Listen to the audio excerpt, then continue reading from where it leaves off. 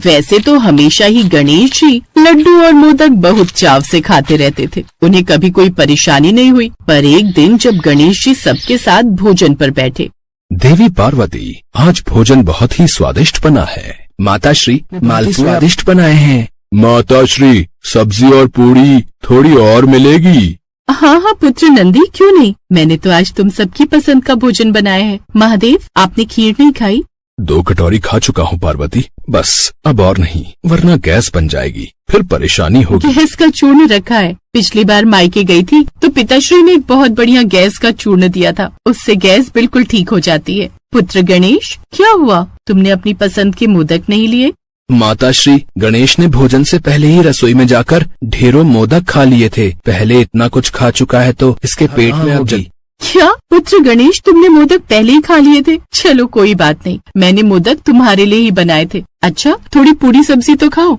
नहीं माताश्री, बस अब पेट बहुत भर गया, बस और नहीं। माताश्री, वो मुझे एक मोदक मिलेगा क्या?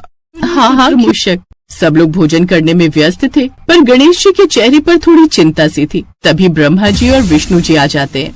अब क्या करूं, इन दोनों के सामने तो मैं गैस भी नहीं निकाल सकता। लगता है मेरे पेट में अधिकतम गैस बन रही है, मुझे कहीं और जाकर पेट की गैस निकालनी होगी। गणेश जी, क्या हुआ, थोड़े चिंतित दिखाई दे रहे हो? नहीं नहीं ब्रह्मा जी, बस ऐसे ही कुछ सोच रहा था। चिंता तो होती ही रहेगी, भोजन के समय किसी प्रकार की चिंता नहीं रखनी चाहिए, केवल भोजन का आनंद लेना चाहिए। हे विष्णुदेव, गणेश पूरे आनंद के साथ भोजन करता है। आज तो ढेर सारे मोदक पहले ही खा चुका है, तभी तो पेट पकड़ कर बैठा है। ये तो परम सत्य है, गणेश जी को मोदक मिल जाएं, तो फिर तो इनकी खुशी का ठिकाना ही नहीं रहता। वाह, इतने बढ़िया स्वादिष्ट पकवान, भूख लग गई। आप सब भी तो खाइए। ब्रह्मदेव, हम सबने तो अभी थोड़ी देर पहले ही भोजन किया है, आप ग्रहण कीजिए। सब लोग आपस में बातें करने लगे, पर गणेश जी बार बार अपने पेट को दबा रहे थे। लगता है अधिक भोजन खाने की वजह से पेट में गैस बन गई है। मैं इन सब के सामने माताश्री से वो चूर्ण भी नहीं मांग सकता, वरना सब हंसेंगे। गैस बन गई है, अरे लगता है पेट की गैस बाहर निकलने वाली है, और सबके सामने आवाज होगी तो मेरा कितना मजाक बनेगा। क्या करूं, मुझे यहाँ से जाना होगा, वरना कुछ ही देर में पेट की गैस आवाजों के साथ बाहर आने लगेगी। मूषक जी, जल्दी चलो, मुझे बहुत जरूरी काम है। क्या हुआ गुरुदेव, इतने भयभीत क्यों हो? क्या कोई दुश्मन आक्रमण करने वाला है क्या? दुश्मन तो नहीं, पर पेट की गैस जरूर आक्रमण कर देगी। मैं सब कुछ आपको रास्ते में समझा दूंगा।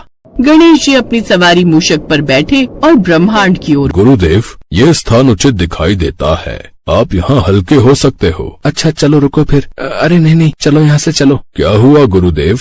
वो देखो, सामने इंद्रदेव और नारद मुनि आ रहे हैं। अगर ये रुक गए तो मेरी गैस नहीं रुक पाएगी, दोनों के बीच उपहास बन जाएगा। गणेश जी मूषक के साथ इधर उधर घूमते हुए उचित स्थान ढूंढ रहे थे, किंतु हर तरफ कोई न कोई मिल ही जाता था। गुरुदेव, इस वन में कोई नहीं है, हल्के हो जाओ। ठीक है, तुम रुको। जैसे ही गणेश जी पेट की गैस निकालने लगते हैं, उनकी नजर वन में बने एक आश्रम पर जाती है, जहाँ ऋषि मुनि तपस्या में लीन थे।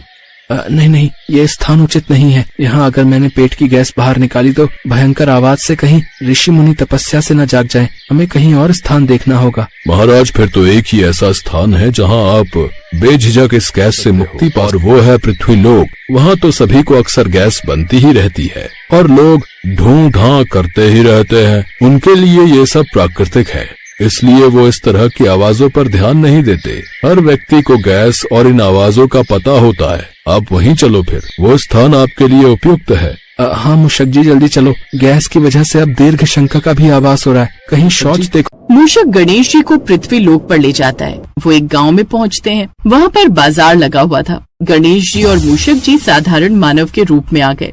भैया, यहाँ कोई ऐसा स्थान है जहाँ हम दीर्घ शंका के लिए जा सके? ये दीर्घ शंका क्या होती भैया? अरे दीर्घ शंका मतलब इन्हें लैट्रिन जाना है। ये कोई बाथरूम टॉयलेट नहीं है, जाओ यहाँ से।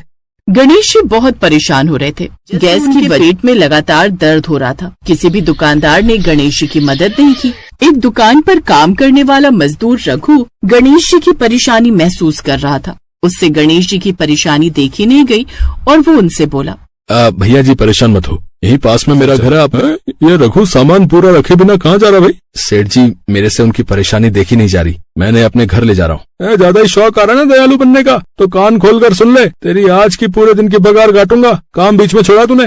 रघु ने सेठ जी की बातों पर ध्यान नहीं दिया। इस समय तो उसे गणेश जी की परेशानी ज्यादा दिखाई दे रही थी। रघु गणेश जी को अपने घर लेकर गया। एक पूरा कमरा जहाँ पर एक टूटा फूटा शौचालय बना हुआ था।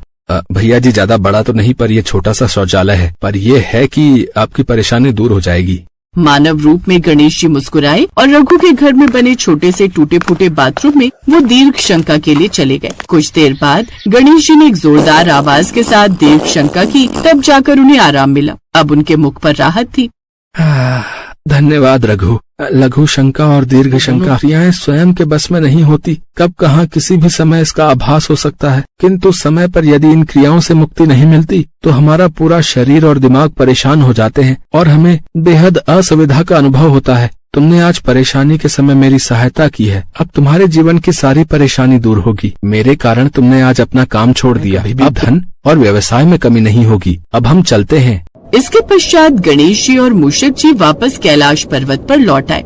रघु शौचालय में घुसा तो उसने देखा मल सोने का बन चुका था। उसे अपनी आंखों पर यकीन नहीं हुआ, पर उसे गणेश जी के कहे हुए शब्द याद आ गए और वो समझ गया कि वो कोई साधारण मानव नहीं थे, बल्कि साक्षात भगवान थे। गणेश की ये कहानी हमें बहुत से संदेश देती। पहले संदेश की भोजन में अति स्वास्थ्य के लिए हानिकारक। दूसरा, यदि कोई इस तरह की स्थिति में आपसे सहायता मांगे तो उसे मना मत करो। ये क्रियाएं हमें तब तक परेशान करती हैं जब तक हम इनसे निपट नहीं लेते। समय पर इन क्रियाओं से निपटना हमारे स्वास्थ्य और मन दोनों के लिए लाभकारी रहते हैं। समय पर इन क्रियाओं से निपटना हमारे स्वास्थ्य और मन दोनों के लिए लाभकारी रहता है।